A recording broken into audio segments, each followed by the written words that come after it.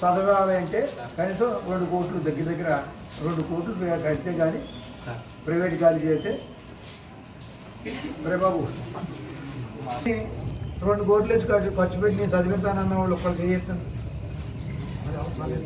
2 కోట్లు ఖర్చు పెడతాను అది.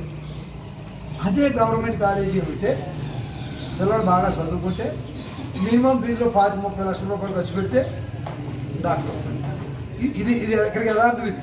నేను వచ్చి సొంత కవిత్వం కాదు, ఇది వాస్తవం. ఇది ఇప్పుడు ఏదైతే ఈ 17 మెడికల్ కాలేజీలు ప్రైవేటీకరణ చేస్తే మళ్ళీ 2 కోట్లు ఇస్తాను. మన నాయకుడి ఉద్దేశం ఏంటి? ఎవరైతే వెనకబడి ఉన్నారో పేద బడుగు బలహీన వర్గాలు పిల్లలు కోట్లు పెట్టి చదివించుకోకపోయినా ఇలాంటి గవర్నమెంట్ కాలేజీ ఉంటే తగుమాత్ర ఫీజులతో మన ప్రాంతంలో కూడా మన డాక్టర్లు అయ్యే అవకాశాలు.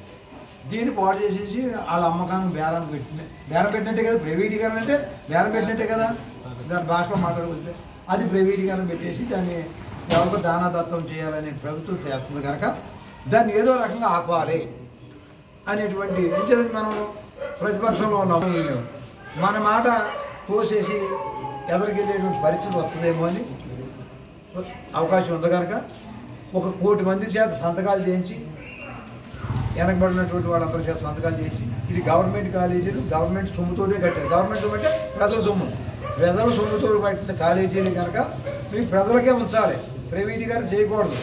గవర్నమెంట్ కాలేజీలే ఉంచాలి. పేదవాళ్ళ కాలేజీ కోసం కట్టిన కాలేజీ పేదవాళ్ళకే ఉండాలి అనేటువంటి నినాదంతో 1 కోటి మంది చేత సంతకాలు చేయించి గవర్నర్ గారికి ఇవ్వాలి అనేటువంటి ఆలోచన చేసి మన నాయకుడు జగన్మోహన్ రెడ్డి గారి సూచనల మేరకు ఆ 1 కోటి సంతకాలు మనం సేకరించాలి. అంటే 1 కోటి సంతకాలు చేయాలంటే ఈ 175 నియోజకవర్గాల్లో ఒక్కొక్కటి నియోజకవర్గానికి 70,000 60,000 చేయించాల్సి వస్తుంది.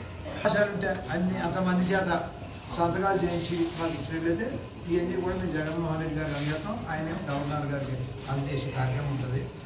అంటే ఆ కార్యక్రమం కొంచెం కష్టమైనా మనం చేసుకుంటే మన జీవితాలు మన భవిష్యత్తులు ఉన్నామనుకో అది ఉద్యోగస్తుడికి కాదు, ఇటు పొలం పనిచేసిన వాళ్ళు కానీ ఇటు కూడా మధ్య రాష్ట్రంలో అయిపోయింది మా భవిష్యత్తు. ఇంచుమించుగా ఇక్కడ ఉన్న వాళ్ళందరూ కూడా ఐఏఎస్ ఆఫీసర్లు కాదు, జడ్జిమెంట్ ఆఫీసర్లు కాదు, లేదా అలాగని కూలి పనికి వెళ్ళే పరిస్థితి కాదు. అంటే మధ్యతరగతి అలా అయిపోయింది. మనం భవిష్యత్తులో అలా పోయినా మన తర్వాత తరం, మన పిల్లల తరమో మన మానవ తరమో